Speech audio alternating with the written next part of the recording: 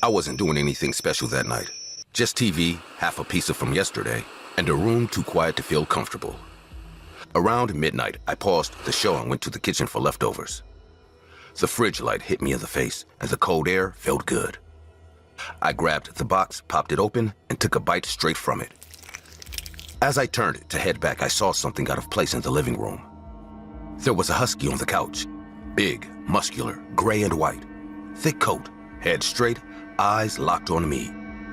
I stopped walking. I hadn't heard anything. No bark, no scratching. I didn't even own a dog. I just sat there looking. I didn't move at first, just stood there in the hallway between the kitchen and the living room, holding the pizza box. The dog didn't blink, didn't twitch. Its breathing wasn't visible. Nothing about it moved at all. I set the box on the kitchen counter and slowly reached toward the drawer where I kept a heavy flashlight. When I turned back, the dog was still there, but now it was sitting more upright, almost too straight, like it wasn't built to sit the way dogs do. I tried to think logically. Maybe the door had been unlocked and it wandered in, but I knew that wasn't true. I lock everything, always. I walked to the front door, locked, deadbolt secure, no windows broken, no sign of anything forced open. That thing had gotten in another way, or had it been there the whole time? I stepped into the living room. The flashlight trembled in my hand. The second I got close, the dog stood. Not fast, not aggressive, but too smooth. It stepped down from the couch like it knew I wouldn't move fast enough to stop it. There was no warning before it bolted. No growl, no bark. It launched at me like something shot out of a cannon. I threw the flashlight and dodged left. It slammed into the side table and shattered it in one hit. The noise was deafening.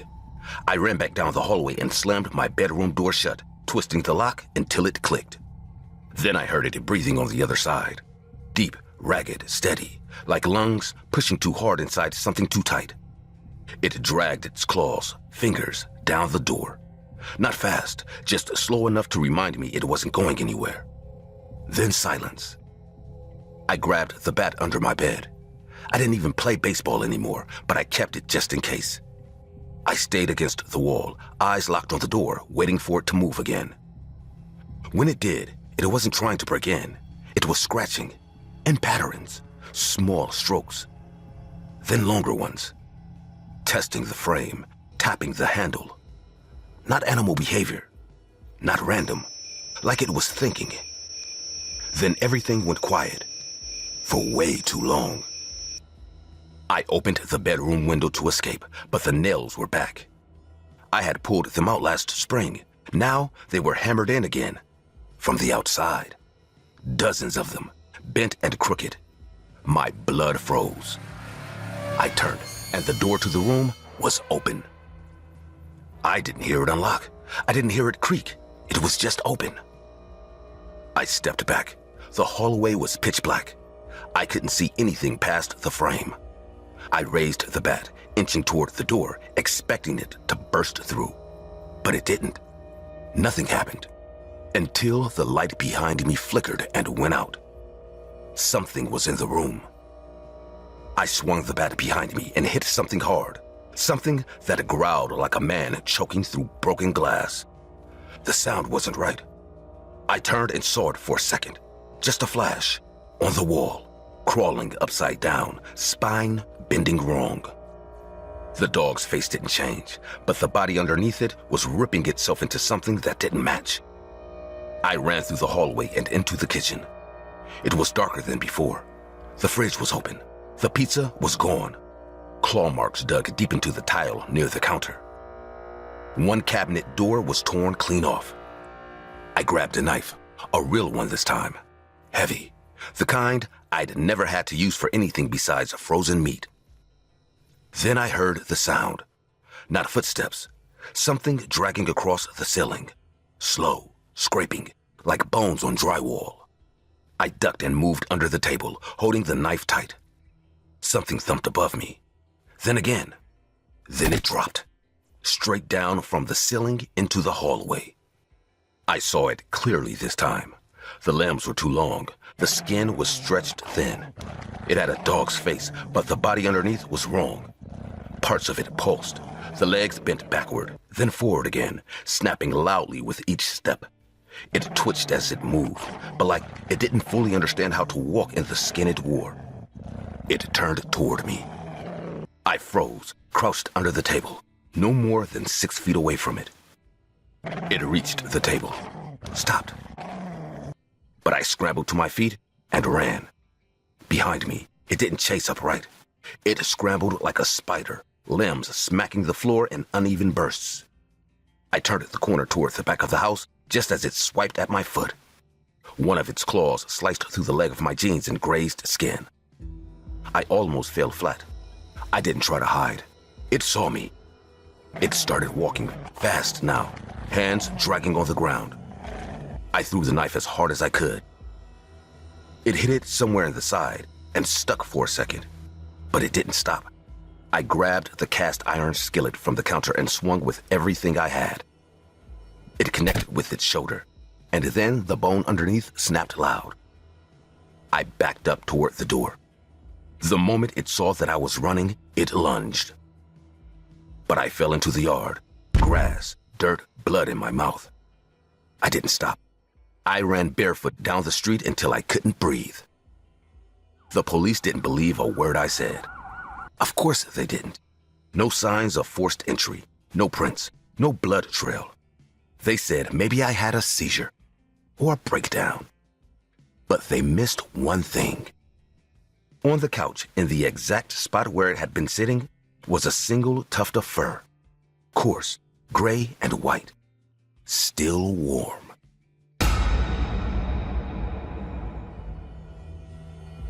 I was just trying to make a video of my dogs.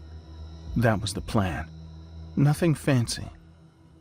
I was sitting on the floor of the dining room, phone in hand, filming them while they wrestled and tripped over each other like they always do. It was around 9 p.m. The only lights on were the ones in the kitchen and the dining area. The rest of the apartment was dark, including the long hallway that led to the bedrooms and the front door. To keep the dogs from running around and making a mess, I put up one of those indoor baby fences at the start of the hallway. They never liked going down there anyway. Too dark, too quiet. They always stayed close to me, which I appreciated. That night, though, something was off. They weren't wrestling like they usually did. They froze. All 3 of them, just staring down the hallway. I lowered the phone thinking maybe they heard someone outside, but they weren't barking. Their ears were up, their bodies tense, tails stiff. One of them gave a soft growl. I followed their gaze. I couldn't see anything at first. The hallway was pitch black, but then I saw it too. Just above the edge of the baby fence, deep in the shadows near the bedroom door, a face, pale, motionless, with hollow eyes staring straight at us. I didn't scream. I didn't move. I just stared, trying to convince myself that it was a trick of the light. Maybe something hanging from the door, a jacket, a poster, anything but a person. But it blinked. I saw the slow, deliberate motion of its eyelids.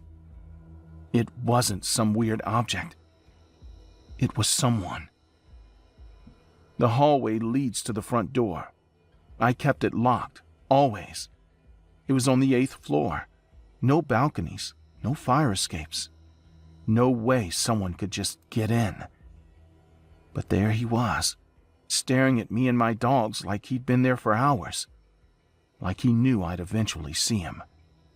I didn't have Wi-Fi. I'd been meaning to fix it, but I hadn't gotten around to it. No signal either. Thick concrete walls. I was completely cut off.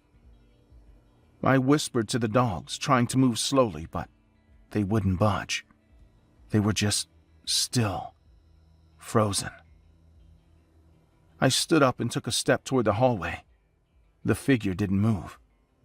That made it worse, like he was waiting for something or someone.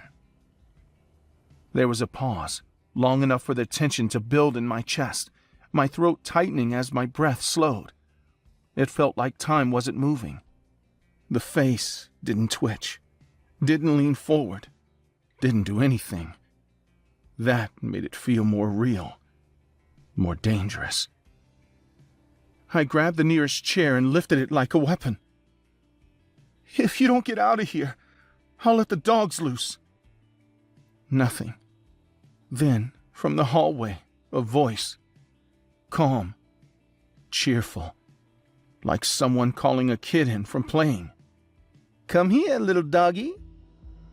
Amazingly, one of them started wagging his tail and trotted toward the hallway. I reached out to grab him, but I was too slow. He jumped the fence and disappeared into the dark. There was a short yelp. Then silence. I didn't move. I couldn't tell if I was more scared for my dog or terrified of what was behind that face. The other two dogs backed away, ears down now, whining. I couldn't leave them, but I also couldn't stand there and do nothing. Then, the lights cut out. Every bulb in my apartment died at once. I was left in total darkness. I dropped to my knees and scrambled for my phone, hoping to use the flashlight. As soon as I turned it on, I saw him. He was closer, past the fence, inside the hallway now. The light caught only part of his face. The side of his mouth was smiling. He whispered something I couldn't make out, but I saw his lips moving. Then he took a step toward me. I backed away, crawling on the floor. I could hear him walking now. Slow steps, bare feet on wood. No rush. He knew I was trapped. The two dogs growled but didn't charge. I wanted to scream, but I knew it wouldn't help. No one would hear. I ducked behind the kitchen island, trying to steady my breathing. He wasn't in a rush.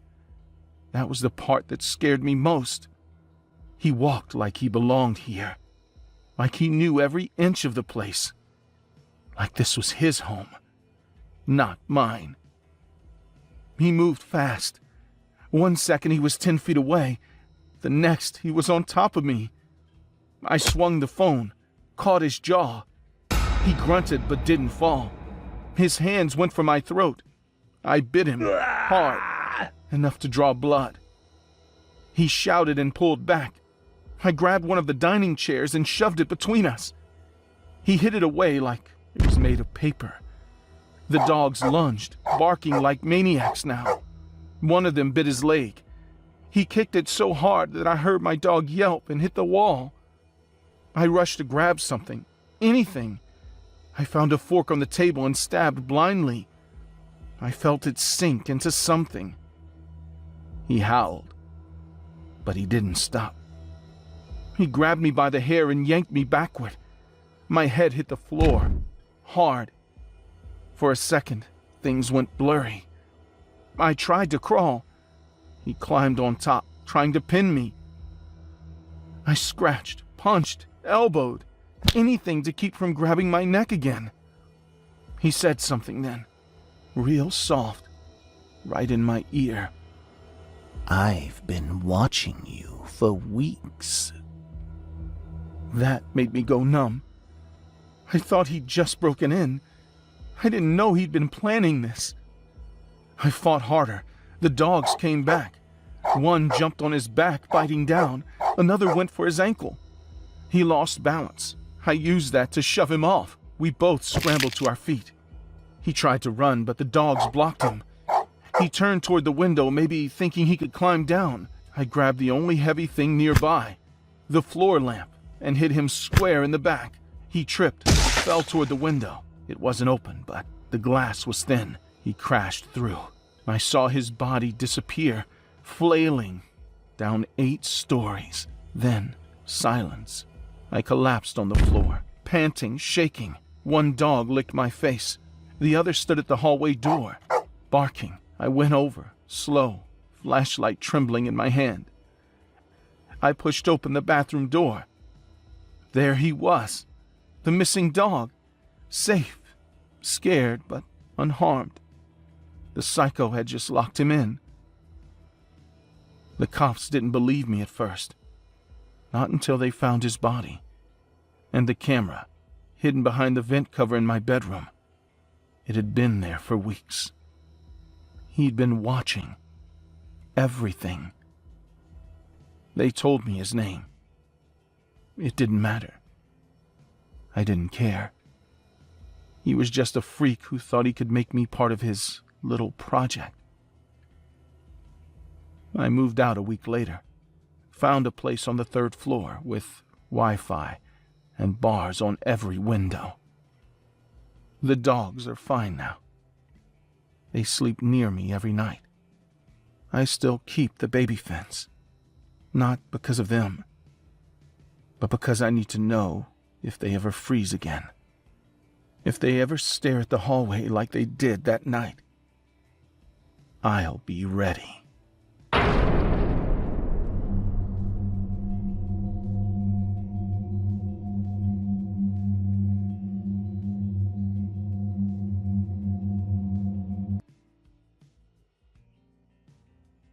When I signed the lease, I didn't ask questions. The rent was cheap, the neighborhood was quiet, and I needed to get out of my last place fast. It was 1-story house, nothing special. 2 bedrooms, an old heater, walls the color of wet sand. The carpet had stains, the windows were stuck, and the whole place smelled like cleaning chemicals. I didn't care. I just wanted a fresh start. I moved in with my puppy, Luna. She was 5 months old, small, nervous, still getting used to the leash. She followed me everywhere. She'd cry if I left the room. We were close, maybe too close. But when you live alone and barely talk to anyone, a dog can feel like a second heartbeat. The first few days were normal. I unpacked, built a crappy desk, figured out how the stove worked. Luna took the place fast, until she didn't. On the 6th night, I was doing dishes. She started barking towards the hallway. Not a casual bark. She was loud, aggressive, and locked in. I looked over and saw her standing stiff, tail low, eyes fixed on the wall next to the hallway door. I thought maybe she heard a mouse or water in the pipes, but she wouldn't stop. I walked over, checked the wall, and even knocked on it. It was solid. She backed up like she didn't want me near it. That was the first time I felt that pinch in my gut. That quiet, sharp kind of alertness. Something was off, but I didn't know how deep it went. Luna didn't bark during the day. She was calm, normal, ate, slept, played. But as soon as it got dark, she'd sit near the hallway and just stare. Not barking this time, just frozen, ears flat, eyes locked on that wall, the same spot. I even tried putting a chair in front of it to see if she'd look somewhere else. She didn't. She just adjusted her position and kept watching. I recorded her on my phone, mostly to laugh at how weird she was being. The video showed nothing, just her, frozen, then barking like hell. She looked scared, but there was nothing in frame. That was the worst part. There was nothing to explain it, just her, reacting to something I couldn't see. 3 nights in, the hallway curtain had a rip down the middle. I thought maybe Luna jumped at it and got her claw stuck, but she was too small to reach that high. It looked like it had been cut, straight, from top to bottom. I touched the edges. They were clean, not torn, not chewed. That same night, I heard it. It was faint but steady, a knocking sound, too soft even to be wood settling. It came from the wall, the one she stared at. I stood near it, listening. My chest got tight. 3 knocks, then nothing. I pressed my hand to the drywall, kept it there, cold, still. Then, just as I was about to step back, I felt it. 1 tap, from the other side, deliberate, solid. I backed away and didn't go near that wall for the rest of the night. I started locking my bedroom door at night. I don't know why. It just made me feel like I had control, even if I didn't. Luna refused to sleep in the living room anymore. She'd whine until I let her in the bedroom, then curl up next to the bed, facing the hallway, always alert. That night, at 3:09 a.m., I woke up to the hallway light flickering. I hadn't turned it on. It was just strobing on and off by itself. I sat up, listening. The air was dead quiet. Luna was under the bed, shaking. I heard 3 knocks again. this time louder, not behind the wall, on my door. I didn't move. I just stared at the door handle, waiting to see if it turned. It didn't, but something scraped against the wood, long, dragging like nails across the surface. Then, silence. I sat there until sunrise. I opened the door in daylight. No marks, no footprints, but I found something else. The picture frame on the hallway wall had been turned upside down. Nothing else was touched. Not the table, not the shelves. Just that one picture, flipped like someone had done it slowly. That afternoon, I noticed 3 scratches down my arm. Thin, spaced evenly, like fingers. I didn't remember getting them, but they stung when I showered. That evening, Luna didn't bark. She hid. I found her wedged between the couch and the wall, refusing to come out. I set the phone to recording again. Around 3:15 a.m., the hallway curtain moved. Not like from the wind. It lifted, slowly, held there. Then it dropped, no draft, window shut. It just moved, like someone had picked it up. The video didn't show anything else, but Luna didn't sleep for the next 24 hours. I bought cameras, real ones, not my phone. Motion activated, night visioned. One for the hallway, one for the living room. I set them up and didn't tell anyone. I didn't want advice. I didn't want comfort. I wanted proof. The first night, the footage glitched. 2 solid minutes of static at exactly 3:12 a.m. Before that, the hallway was empty. After that, the curtain was torn clean down the middle. Again, I watched the footage 10 times. Nothing visible, just the curtain intact, then static, shredded. Second night, I got more. The living room camera caught Luna pacing in circles. She barked once, then backed up until she hit the wall. Her body was shaking. She looked towards the hallway. Something walked past. Fast, blurred, humanoid, pale, thin. I paused the footage frame by frame. It wasn't a trick of the light. It was real. I didn't sleep that night. I kept Luna in my room with the door locked. She wouldn't eat. She stared at the wall and whimpered. I heard scratching sounds in the ceiling, then on the floor. Then, around 3:15 a.m., something hit the wall from the inside so hard it shook the picture frames. I jumped out of bed, grabbed Luna, and hid in the bathroom. I stayed there until morning. Third night, I watched the cameras live on my laptop. I couldn't sleep, so I sat at the kitchen table with Luna under my chair. Everything was quiet until 3:11 a.m. Then, motion triggered in the hallway. At first, nothing. Then, from the left edge of the frame, something crawled out of the wall. It didn't open anything. It didn't break anything. It just came through, like the drywall didn't matter. It was tall but hunched, its arms dragging behind. The skin wasn't right, almost translucent. It had no face, just smooth skin and deep sockets where I should have been. It stood up fully, turned its head, and looked straight into the camera, not the lens, at me, through the feed. I froze. I heard something creak in the hallway. In real life, not the video. Something moving. I shut the laptop and grabbed Luna. She barked once, high-pitched, terrified. Something slammed into the other side of the wall, then silence. I didn't breathe. I waited. Then, the hallway light flickered once and died. I didn't open the door until the sun was up. When I checked the camera footage again, the thing walked down the hallway and into the kitchen. It stood there for 2 minutes, not moving, just facing the table. Then it backed into the wall and vanished. I watched it again and again. It never looked at Luna, never touched her. It was like she didn't exist. I didn't stay another night. I packed everything in an hour, threw clothes into trash bags, took Luna, my laptop, and drove. I didn't tell the landlord. I didn't care. I left the keys in the mailbox and didn't even lock the door. I rented a motel for a week. Luna didn't bark once. She slept. I didn't. I watched the last few clips on the camera. The final one showed my bedroom door opening by itself. The thing was inside, standing near my bed, watching me sleep. I never moved. Luna didn't react. It stayed there for 10 minutes. Then it turned and walked back through the wall. I deleted the footage that night.